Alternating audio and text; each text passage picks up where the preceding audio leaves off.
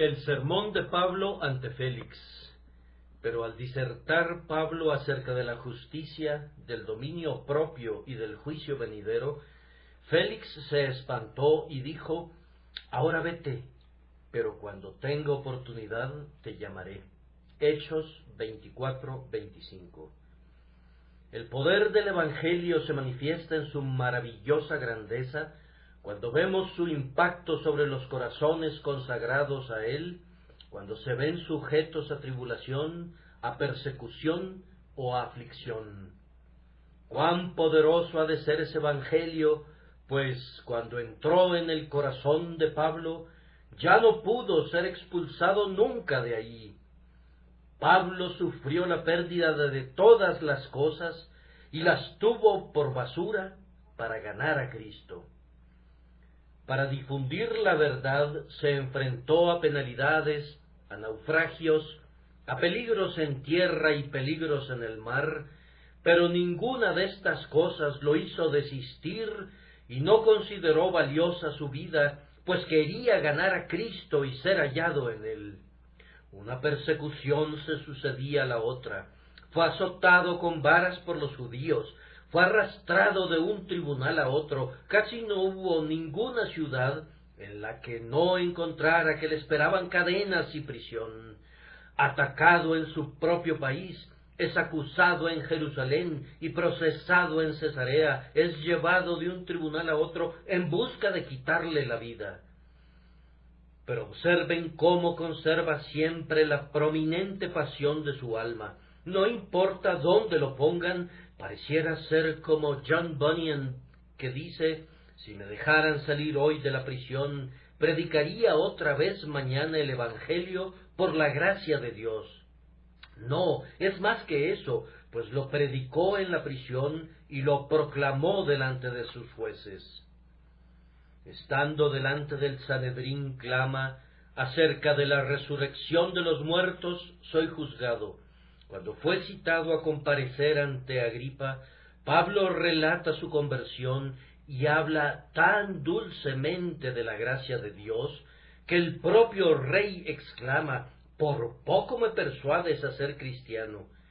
Y aquí, en nuestro texto, cuando comparece delante del procurador romano para ser juzgado en un juicio en el que están en juego su vida o su muerte, en lugar de comenzar a defenderse a sí mismo, diserta de la justicia, del dominio propio y del juicio venidero, hasta que su juez se espanta y entonces el que se sienta sobre el trono toma el lugar del prisionero, y ahora el prisionero lo juzga en anticipación de aquel tiempo cuando los santos juzgarán a los ángeles como asistentes que participan con Cristo Jesús.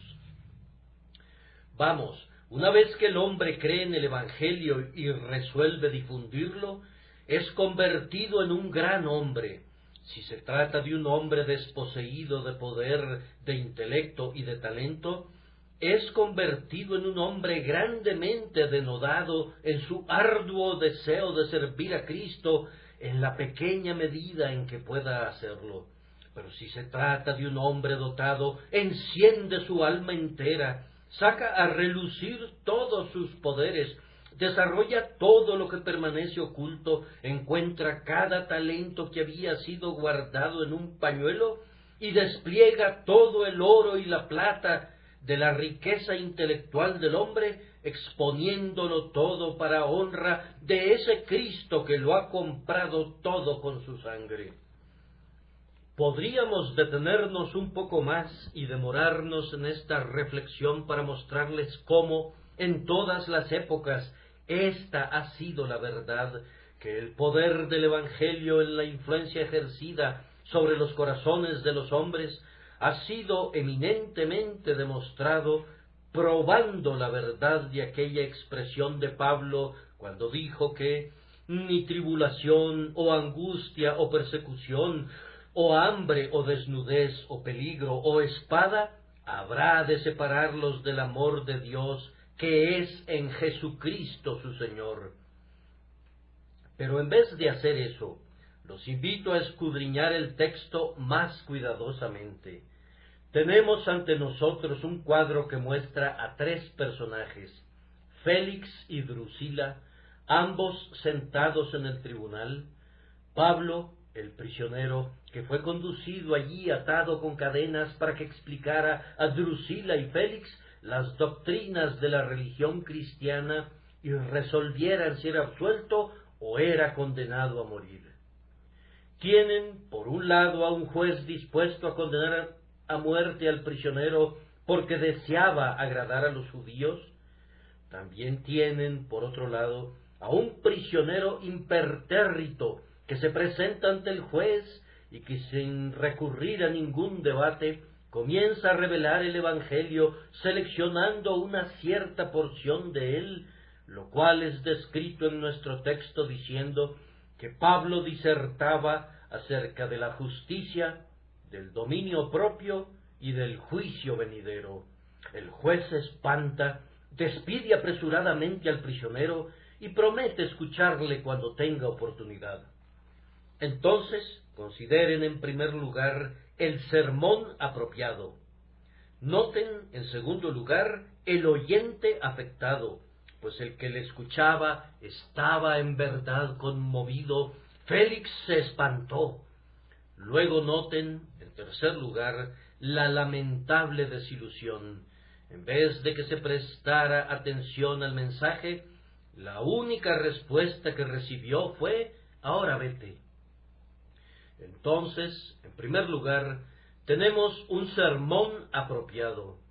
Solo escuchen por unos pocos momentos la historia de Félix. Félix fue originalmente un esclavo, fue manumitido por Claudio y posteriormente se convirtió en uno de los infames favoritos del emperador. Por supuesto que estando en esa posición, Félix consentía los vicios de su señor y estaba preparado en todo momento a complacer cualquier deseo lascivo de su abominable corazón. Gracias a esto fue promovido y escaló todos los peldaños del sistema de ascensos en Roma hasta que obtuvo el cargo de gobernador de Judea. Siendo gobernador allí, cometía todo tipo de actos de extorsión que le fueran posibles y llegó a tal extremo, al final, que el emperador Nerón se vio obligado a destituirlo y habría sido severamente castigado por sus crímenes, a no ser por la influencia que tenía su hermano Palas, otro liberto, con el emperador, a través de quien obtuvo la exoneración, no sin antes recibir una severa reprensión. El historiador romano Tácito comenta: él desempeñaba las funciones imperiales en Judea con un alma mercenaria. Entonces pueden ver con facilidad cuán apropiado era el discurso cuando el apóstol Pablo disertaba acerca de la justicia. Félix había sido un extorsionador injusto, y el apóstol seleccionó a propósito la justicia como uno de los tópicos de su discurso. Junto a Félix estaba sentada Drusila. En el versículo que precede a nuestro texto, ella es llamada su mujer. Se dice que era judía. Esta Drusila era la hija de Herodes Agripa el Grande. Era una mujer notable en aquella época por sus encantos superlativos y por su voluptuosidad desenfrenada. Había estado comprometida con Antíoco, quien, a la muerte de Herodes, rehusó casarse con ella. Posteriormente casó con un reyezuelo sirio de nombre Asiso de Emesa, el cual, aunque era un pagano, estaba tan enamorado de ella que se sometió a los más rigurosos ritos de la religión judía para conseguirla en matrimonio. Su amor fue muy mal correspondido, pues en poco tiempo ella lo abandonó por instigación de Félix, y al momento del mensaje de Pablo estaba viviendo como la mujer del lascivo Félix. Entonces podemos entender fácilmente por qué el apóstol Pablo, fijando su severa mirada en Drusila, disertó acerca de la continencia y públicamente censuró tanto a Félix como a Drusila, por la desvergonzada lascivia en la que vivían públicamente. Y luego ustedes podrán imaginar cuán sorprendentemente apropiado era el último de los temas, el juicio venidero, puesto que se había iniciado un juicio y el propio Félix era el juez y Pablo era el prisionero. Creo, hermanos míos, que no sería muy difícil imaginarnos cuán adecuadamente el apóstol manejó su tema. Yo concibo que Félix esperara tener una gran disquisición sobre algunos temas recónditos del Evangelio. Posiblemente esperara que el apóstol disertara acerca de la resurrección de los muertos. Pensó tal vez que la predestinación, la elección y el libre albedrío serían los tópicos del discurso del apóstol. En verdad, pensaría, me dirá esas cosas profundas y ocultas en las que el Evangelio de Jesús difiere del judaísmo. Pero no fue así. En otro lugar, sobre la colina de Marte, el apóstol hablaría sobre la resurrección. En otro lugar, habría podido hablar de la elección y declarar que Dios era el alfarero y que el hombre no era sino barro. Pero este no era el lugar para eso, y tampoco este no era el momento propicio para tales temas. Este era el momento para predicar los claros preceptos del Evangelio y para tratar severamente con un hombre malvado que sustentaba un poder eminente. Conciban entonces el incisivo estilo de sus palabras iniciales, cómo se dirigiría a Félix en lo tocante a la justicia. Puedo imaginarme cómo pondría ante la consideración de Félix a la viuda a quien le había sido arrebatada su herencia, a los niños huérfanos de padre que, desposeídos de la abundancia, eran conducidos a mendigar su pan. Puedo suponer cómo trajo a la mente de ese hombre ruin los muchos sobornos que había recibido cuando impartía justicia. Le recordaría las falsas decisiones que había tomado. Querría recordarle cómo los judíos, como nación, habían sido oprimidos, cómo por causa de los impuestos habían sido oprimidos en extremo.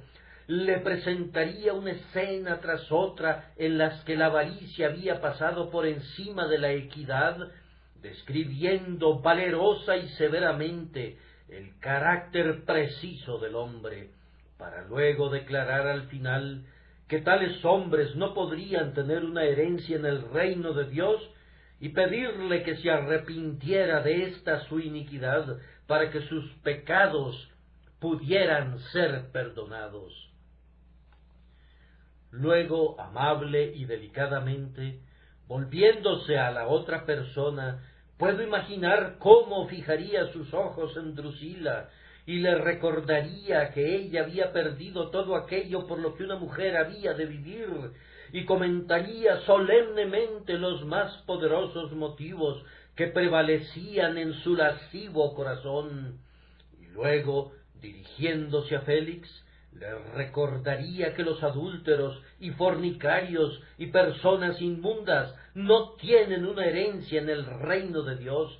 Le recordaría cómo los vicios de un gobernante tienden a contaminar una nación y cómo las iniquidades de la nación de los judíos debían en gran medida serles inculpadas a él. Puedo concebir cómo por un instante Félix se mordería los labios. Pablo no le dio oportunidad para que sintiera ira o pasión, pues en un instante, en un arranque de elocuencia apasionada, introdujo el tema del juicio venidero. Condujo a Félix a pensar que veía el gran trono blanco, los libros abiertos, y a él mismo siendo denunciado delante de su juez. Lo condujo a oír las voces de la trompeta, el venid benditos, el apartaos malditos. Lo petrificó, lo clavó en su asiento, abrió sus oídos y le hizo escuchar, mientras con denuedo severo y apasionado aunque sus manos estaban amarradas con cadenas, usaba la libertad del Evangelio para reconvenirle. Puedo concebir muy bien que entonces Félix haya comenzado a espantarse. Aquel que era ruin y vil y pérfido se espantó como un cobarde esclavo, como lo que era realmente, y aunque estaba sentado en un trono, se vio ya condenado. No podríamos decir lo que habría hecho a continuación si el diablo no le hubiera sugerido entonces que era tiempo de levantarse, pues con una prisa impaciente él y Drusila se levantaron del trono. Ahora vete, pero cuando tenga oportunidad te llamaré. Escúchenme entonces, hermanos. Cada ministro debería hacer lo que hizo el apóstol Pablo. Él seleccionó un tópico apropiado para su auditorio. A nosotros nos corresponde hacer lo mismo. Pero, ¿acaso no se puede encontrar a muchos ministros que, si se dirigieran a reyes o a príncipes, derramarían delante de ellos la adulación y la lisonja más viles que jamás brotaran de labios mortales? ¿Acaso no hay muchos que, cuando se dan cuenta de que personas grandes y poderosas los están escuchando, adaptando su doctrina, cortan los filos agudos de su prédica y se esfuerzan de una manera u otra por hacerse agradables a su auditorio? ¿Acaso no se puede encontrar a muchos ministros que, si se dirigen a un grupo antinomiano, se limitan a hablar estrictamente de la predestinación y la reprobación? ¿Y no hay ministros que, si se dirigen a un auditorio de filósofos, sólo hablarán de moralidad, pero nunca mencionan las palabras tales como el pacto de gracia y la salvación por la sangre? ¿Acaso no se podría encontrar a algunos que piensan que el más elevado objetivo del ministro es atraer a la multitud para luego agradarla? Oh Dios mío, cuán solemnemente debería deplorar cada uno de nosotros nuestro pecado si sintiéramos que hemos sido culpables en este asunto. ¿Qué importancia tendría haber agradado a los hombres? ¿Hay en ello algo que permita que nuestra cabeza descanse tranquila sobre la almohada de nuestra muerte? ¿Hay en ello algo que nos proporcione valor en el día del juicio o produzca nuestra felicidad cuando nos enfrentemos a tu tribunal, oh juez de los vivos y los muertos? No, hermanos míos, debemos siempre tomar nuestros textos de tal manera que apuntemos hacia nuestros oyentes con todo nuestro poder. Yo espero no predicar nunca delante de una congregación. Yo deseo siempre predicarles a ustedes. Tampoco deseo exhibir poderes de elocuencia, ni tampoco pretendería ninguna profundidad de erudición. Yo quiero decir simplemente: escúchenme, mis semejantes, pues Dios en verdad me envía a ustedes. Hay ciertas cosas que les conciernen y les hablaré de ellas. Ustedes están muriendo. Muchos de ustedes, cuando mueran, han de perecer para siempre.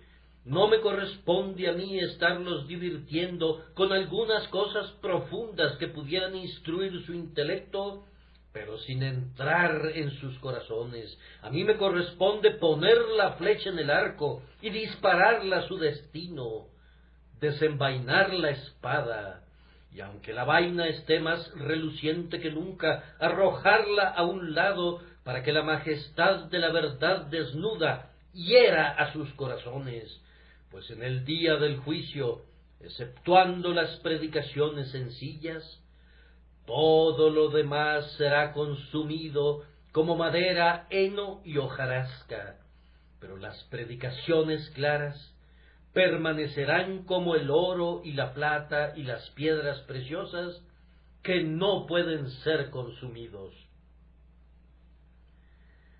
Pero algunos hombres dirán: Señor, los ministros no deben ser personales. Los ministros deben ser personales y nunca serán fieles a su Señor mientras no lo sean. Yo admiro a John Knox por presentarse, Biblia en mano, ante la Reina María para censurarla severamente. Yo admito que no me gusta exactamente la manera en que lo hizo, pero me encanta el acto en sí. La mujer había sido una pecadora y él se lo dijo llanamente en su cara. Pero ahora nosotros, pobres y pusilánimes hijos de nadie, tenemos que pararnos y hablar acerca de generalidades. Tenemos miedo de señalarlos y hablarles de sus pecados personalmente. Pero, bendito sea Dios, yo he sido liberado de ese miedo desde hace mucho tiempo. No hay ningún hombre que camine sobre la superficie de esta tierra al que no me atreva a reprender. No hay nadie, por relacionado que esté conmigo por lazos de profesión o de cualquier otro tipo, a quien me diera pena hablarle personalmente en todo lo relacionado al reino de Dios. Y es únicamente por ser intrépidos y valerosos y por convencer de la verdad que estaremos limpios al final de la sangre de nuestros oyentes. Que Dios nos conceda el poder de Pablo para que podamos disertar sobre los temas apropiados y que no seleccionemos generalidades cuando debamos decir la verdad para convencer a la conciencia de nuestros oyentes. Después de todo, el apóstol Pablo no necesita de ningún elogio. El mejor elogio que podría rendirse al apóstol fue el comentario de que Félix se espantó. Y eso nos conduce a la segunda parte de nuestro tema. Félix se espantó. Sí, el pobre prisionero, sin contar con nada que le ayudara en la predicación de la verdad, y más bien teniendo todo en contra, las cadenas, el uniforme de prisionero, la imagen de uno que había promovido la sedición en una nación, este pobre presidiario, con mano creyente, tomó la espada de la verdad, y con esto partió las coyunturas y los tuétanos, le arrancó los bigotes a León en su guarida. Aún ahora le veo mirando severamente al gobernador en su cara, atacándolo en su corazón, rebatiendo sus excusas, hundiendo la palabra en él con la bayoneta de la verdad, echándolo de cada uno de los refugios de mentiras y llegando a espantarlo. ¡Oh, qué maravilloso es el poder del Evangelio predicado! ¡Oh, cuán poderosa es la verdad de que Dios está con el ministerio, porque cuando los reyes de la tierra consultan unidos, todavía desfallecen ante Él! ¿Quién es aquel que no ve aquí algo más que elocuencia humana, cuando un prisionero se convierte en juez y el príncipe que está sobre el trono se convierte en el criminal? Félix se espantó. ¿No hay algunas personas aquí presentes que hayan experimentado los mismos sentimientos que Félix? Algún ministro de habla sencilla les dijo algo que era más bien demasiado sencillo para ustedes. Al principio se enojaron. Después que lo pensaron bien, y conforme el hombre proseguía en su discurso, ustedes se sintieron mortificados por haberle dado la oportunidad de que los expusiera de esa manera según lo imaginaban. Luego les vino un mejor pensamiento y vieron de inmediato que el hombre no tenía ninguna intención de insultarlos personalmente, y luego sus sentimientos cambiaron. Una centella tras otra brotaba de sus labios, parecía el propio Júpiter tonante sentado en su trono, arrojando rayos de sus labios. Ustedes comenzaron a temblar. En verdad, aquí está un hombre que me ha dicho todo lo que he hecho siempre. ¿Acaso no es este un hombre enviado de Cristo? Ah, y de esta manera han dado su testimonio de la verdad del Evangelio. aunque no hayan sentido su poder para su salvación, han sido testigos involuntarios de que el Evangelio es verdadero, pues han sentido su poder cuando ha puesto sus rodillas a temblar y sus ojos derramaron muchas lágrimas. Pero ¿qué es lo que hace que los hombres se espanten bajo el sonido del Evangelio? Algunos dicen que es su conciencia. Sí, y sin duda lo es en algún sentido. El poeta dijo: la conciencia nos hace cobardes a todos. Y ciertamente, cuando la exposición del ministro es fiel y pertinente a nuestro propio caso, la conciencia, si no está completamente cauterizada y muerta, hará sonrojar nuestras mejillas.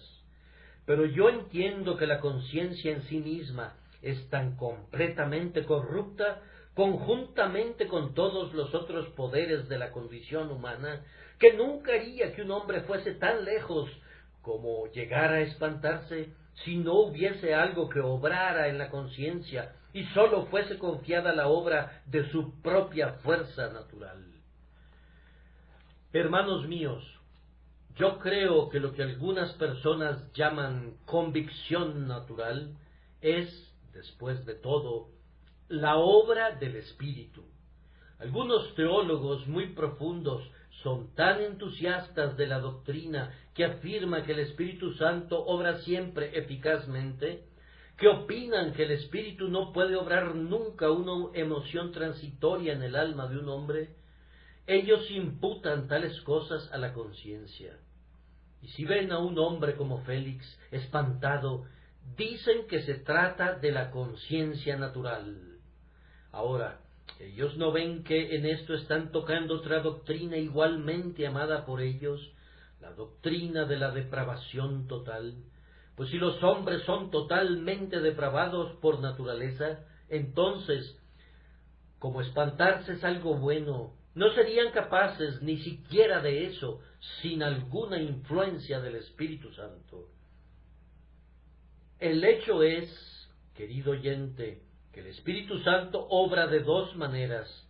En los corazones de algunos hombres, Él obra con gracia restrictiva solamente, y la gracia restrictiva, aunque no los salve, es suficiente para impedirles que se entreguen a los vicios corruptos y evidentes, a los que se entregan algunos hombres que se quedan por completo sin los constreñimientos del Espíritu.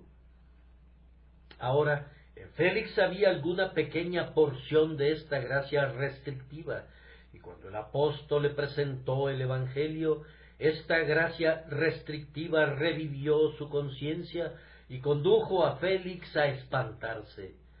Noten que el hombre puede resistir, y en efecto resiste esta gracia restrictiva, pues no obstante que el Espíritu Santo es omnipotente y que no puede ser resistido nunca cuando obra omnipotentemente, sin embargo, al igual que el hombre fuerte algunas veces no ejerce toda su fuerza, sino que se esfuerza con su dedo, por ejemplo, de tal manera que permite que incluso un mosquito o una hormiga lo dominen. Asimismo, el Espíritu Santo obra algunas veces sólo temporalmente y por buenos y excelentes propósitos que siempre logra. Pero Él permite que los hombres apaguen y resistan sus influencias de tal forma que la salvación no es asequible de esa forma. Dios, el Espíritu Santo, puede obrar en los hombres algunos buenos deseos y sentimientos, y sin embargo, podría no tener ningún propósito de salvarlos. Pero noten que ninguno de estos sentimientos son cosas que acompañen la salvación, pues si así fuera, continuarían. Pero Él no obra omnipotentemente para salvar, excepto en las personas de sus propios elegidos, a quienes ciertamente atrae a sí. Entonces, yo creo que el espanto de Félix ha de ser explicado por la gracia restrictiva del Espíritu que revivió su conciencia e hizo que se espantara. Pero ¿qué se dirá de algunos de ustedes que nunca se espantan?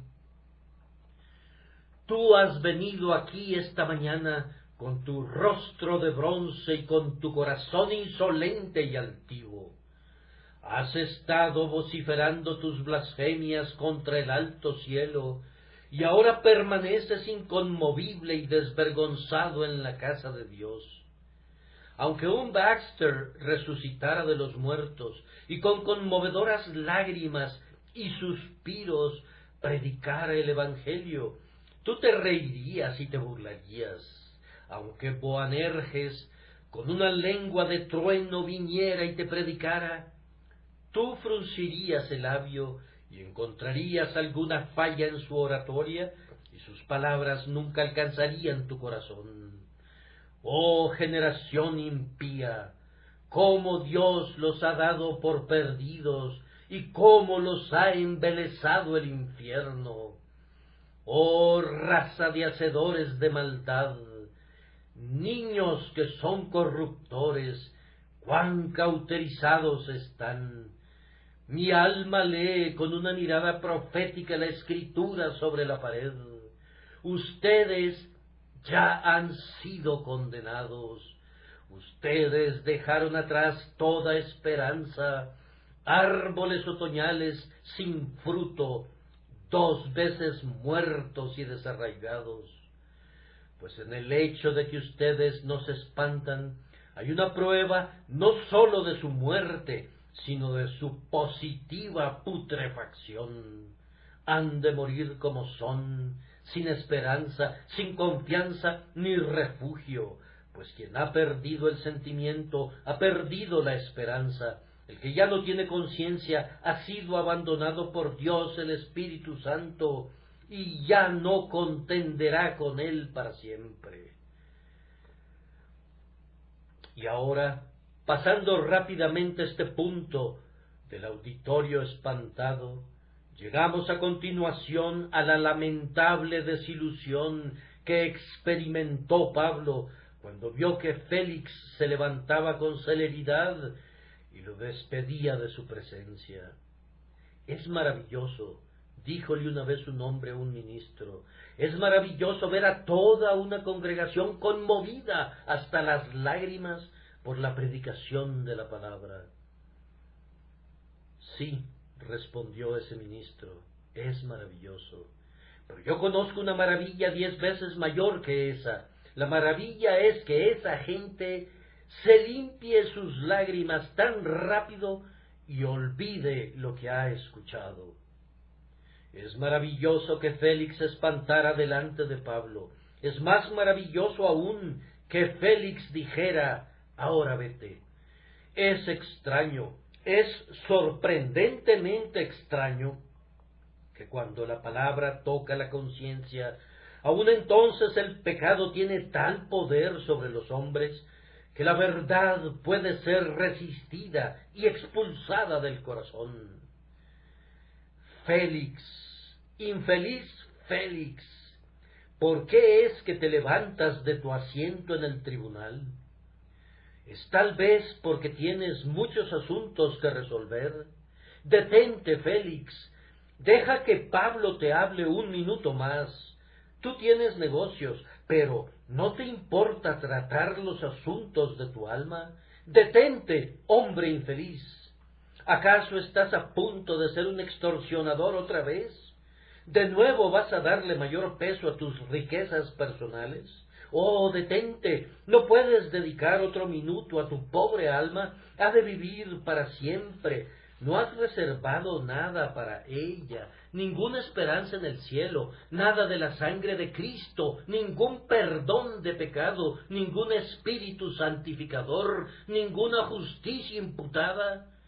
Ah, hombre, habrá un tiempo cuando el asunto que te parezca más importante demostrará no haber sido sino una ensoñación, un pobre sustituto para las sólidas realidades que tú has olvidado.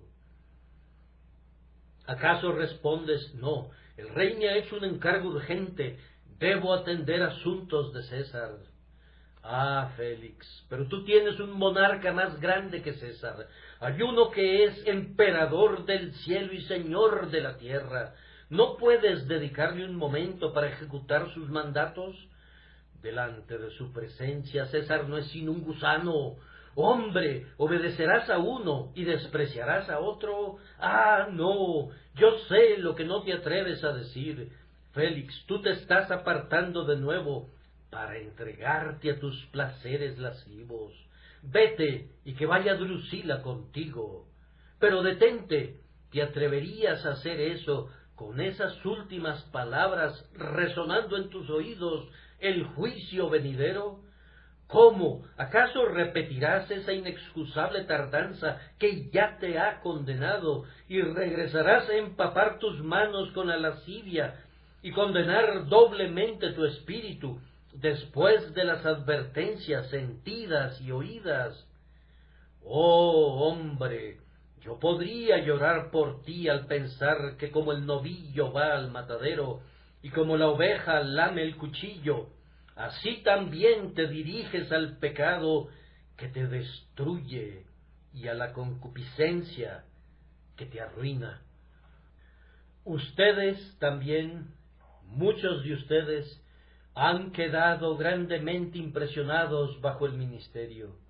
Pero yo sé lo que han dicho la mañana de lunes, después de los profundos escudriñamientos de corazón efectuados el día domingo. Han dicho: debo atender mis negocios, debo cuidar de las cosas de este mundo.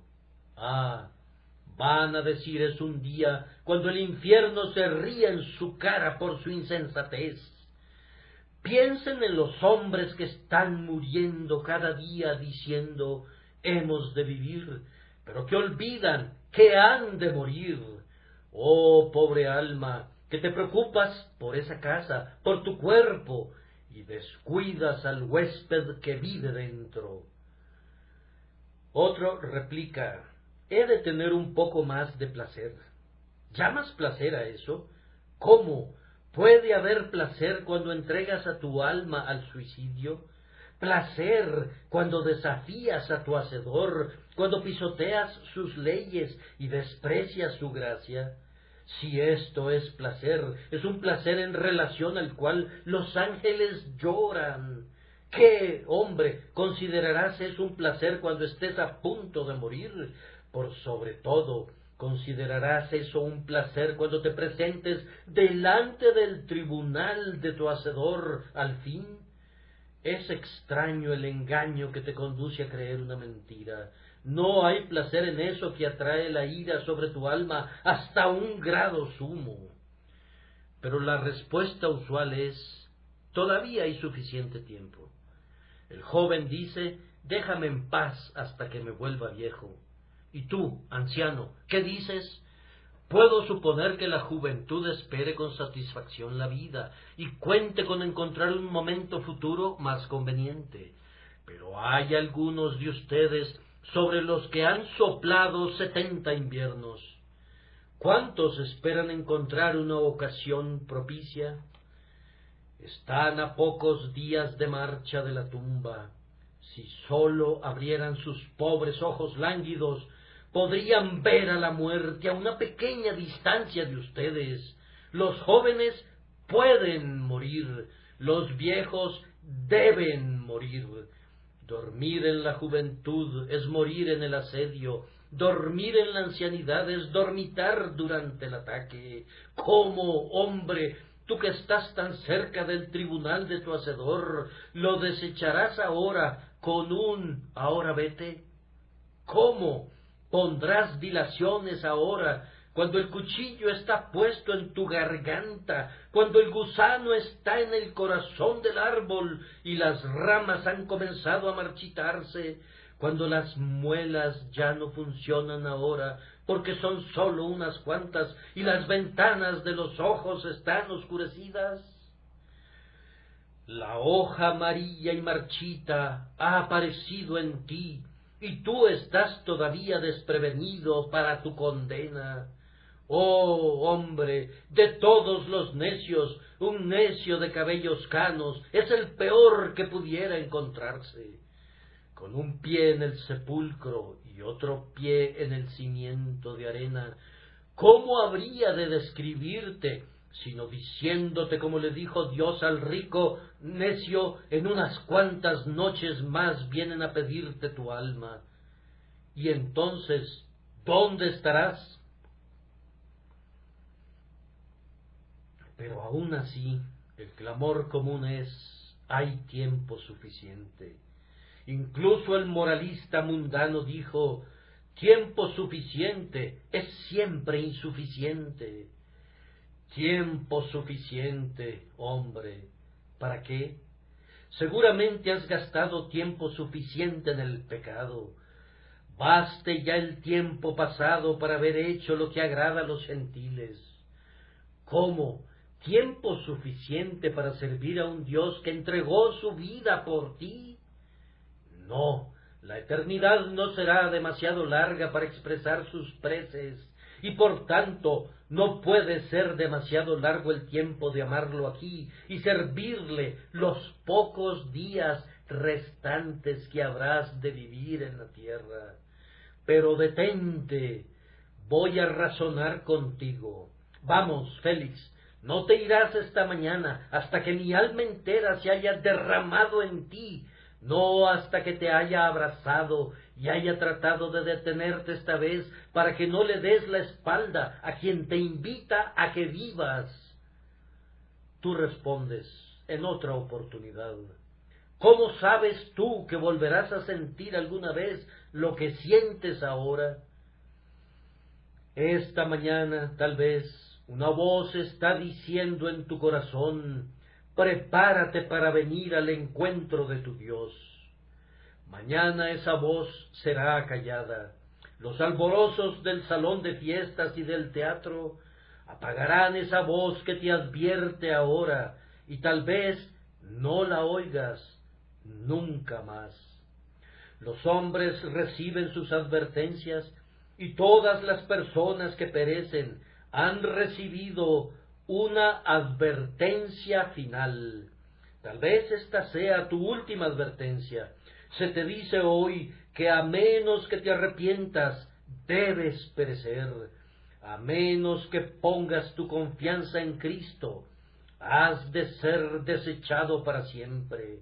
Tal vez nunca volverán a advertirte unos labios honestos, tal vez nunca te mirarán afectuosamente otra vez unos ojos llenos de lágrimas. Dios está jalando las riendas duramente para detener tu concupiscencia. Tal vez, si hoy das coces contra el bocado del freno y prosigues locamente tu carrera, Él echará las riendas tras tu espalda, diciendo: déjalo. Y luego es una oscura carrera de obstáculos entre la tierra y el infierno, y correrás en ella en loca confusión, no pensando nunca en un infierno hasta que te encuentres más allá de toda advertencia, más allá del arrepentimiento, más allá de la fe, más allá de la esperanza. Pero además, ¿cómo sabes tú, si volvieras a tener de nuevo estos sentimientos alguna vez, que Dios te aceptará entonces? Hoy dice: si oyereis hoy su voz, no endurezcáis vuestros corazones. En esta hora su amor llora por ti, y sus entrañas te anhelan vivamente. Hoy dice: venid luego y estemos a cuenta. Si vuestros pecados fueren como la grana, como la nieve serán emblanquecidos. Si fueren rojos como el carmesí, vendrán a ser como blanca lana. ¿Pones hoy un oído sordo a sus palabras? ¿Desprecias hoy su invitación y desdeñas su advertencia? Pon atención. Un día podrías necesitar lo que ahora desprecias, y entonces podrías clamar a Él, pero no te oirá. Podrías entonces suplicarle, pero Él desechará tu oración, y su única respuesta será: yo llamé. Recuerda el Surrey Music Hall aquella mañana. Yo llamé y no quisiste oír. Tú estabas apoyado contra esa columna en el balcón. Yo llamé y tú rehusaste. Extendí mi mano como queriendo atraerte a mi pecho y no hubo quien atendiese.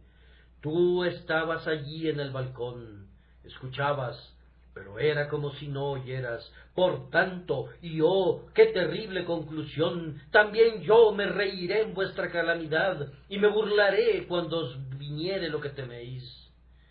Alto, esas no son mis palabras, son las palabras de Dios. Vayan al libro de Proverbios y las encontrarán allí. Sería algo duro que yo dijera eso de Dios, pero Dios lo dice de sí mismo, y Dios es veraz, aunque todo hombre sea mentiroso. Y si Él es veraz, ¿cómo sabes tú que no menospreciará tu oración un día, que no escuchará tu clamor y que te proscribirá para siempre? Pero además, ¿cómo sabes que has de vivir para ser advertido de nuevo? Un ministro dijo una vez, cuando yo le sugerí delicadamente que no había predicado el Evangelio esa mañana, no tenía la intención de predicar a los pecadores en la mañana, pero les voy a predicar en la noche. Ah, respondí, pero ¿qué pasaría si alguien de tu congregación de la mañana esté en el infierno antes de que llegue la noche? Lo mismo podría decirte a ti. Has prometido ir hoy a la casa de un amigo y piensas que no puedes romper esa promesa. Quisieras poder hacerlo, quisieras poder ir a casa y caer de rodillas y orar, pero no puedes hacerlo porque tu promesa te ata. Tendrás un momento propicio uno de estos días, y así el Dios Todopoderoso ha de esperar la conveniencia del hombre. ¿Cómo sabes que vivirás hasta que esa conveniencia se presente? Un poco de calor en exceso, o demasiado frío dentro del cerebro, un flujo rápido de la sangre, o una circulación demasiado lenta de la misma. Basta que los fluidos del cuerpo se vayan por el lugar equivocado y estás muerto. Los peligros pululan por todo el terreno para cargarte a la tumba, y torvas enfermedades aguardan en derredor para apresurar a los mortales al hogar. Oh, ¿por qué te atreves entonces a posponerlo diciendo, todavía tengo tiempo suficiente? ¿Será salvada tu alma jamás porque digas, todavía tengo tiempo suficiente? Muy bien dice el arzobispo Tillotson, un hombre podría decir, estoy resuelto a comer, pero la resolución de comer nunca alimentará su cuerpo. Un hombre podría decir, estoy resuelto a beber, pero la resolución de beber nunca pagará su sed. Y tú podrías decir, estoy resuelto a buscar a Dios con el tiempo, pero tu resolución no te salvará. No es el oyente olvidadizo, sino el hacedor de la palabra, el que será bendecido por ella. Oh, que pudieras decir ahora, hoy, Dios mío, hoy yo confieso mi pecado, hoy te pido que manifiestes tu gracia, hoy recibe mi alma culpable y muéstrame la sangre del Salvador. Hoy yo renuncio a mis necedades, a mis vicios y a mis pecados, constreñido por la gracia soberana. Hoy desecho mis buenas obras como mi base para confiar. Hoy clamo, nada en mis manos traigo, simplemente a tu cruz me aferro. Oh, feliz es aquel ministro que tenga un auditorio así. Ese ministro sería más feliz que Pablo si supiera que su congregación ha dicho esto. Ven, oh Espíritu Santo, y atrae a los corazones renuentes y haz que se inclinen delante del cetro de la gracia soberana. Predicar, ustedes pueden verlo, hace que pierda mi voz. Ah, no es eso. No es la predicación, sino el estar suspirando por sus almas, lo que representa un duro trabajo. Yo podría predicar indefinidamente, podría pararme aquí día y noche para hablarles del amor de mi Señor y advertir a las pobres almas, pero lo que me afecta es el pensamiento posterior que me seguirá cuando descienda las escaleras de este púlpito, que muchos de ustedes, amigos míos, desdeñarán esta advertencia. Ustedes se irán, saldrán a la calle, bromearán, se reirán. Mi Señor dice: Hijo de hombre, ¿has oído lo que los hijos de Israel dicen de ti? He aquí, tú eres como uno que toca una tonada con un instrumento. Gozan contigo y luego siguen su camino. Sí, pero eso no tendría importancia. Que se rían de mí no es gran molestia para mí. Puedo gozarme con las burlas y los desprecios, las caricaturas, las sátiras y las calumnias son mi gloria. De estas cosas me jacto, en estas cosas me gozo.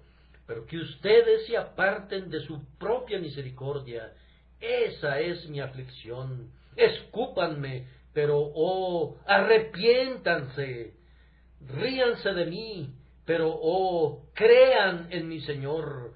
Conviertan mi cuerpo en la basura de las calles, si quieren, pero no condenen su propia alma. Oh, no desprecien su propia misericordia. No desechen el Evangelio de Cristo. Hay muchas otras formas de hacerle al tonto, además de esa. Lleven carbones en su pecho, golpeen sus cabezas contra la pared para que otros necios se rían, pero no condenen sus almas por el simple objetivo de ser necios. Dedíquense con seriedad a un tema serio. Si no hubiese un más allá, vivan como quieran. Si no hubiera un cielo, si no hubiera un infierno, ríanse de mí. Pero si estas cosas son ciertas y creen en ellas, los exhorto, puesto que los veré en el tribunal del Señor Jesús en el día del juicio, los exhorto por su propio bienestar inmortal, que reciban estas cosas en el corazón. Prepárense a venir al encuentro de su Dios, oh hijos de Israel, y que el Señor les ayude en esto, por Jesucristo nuestro Señor. Amén.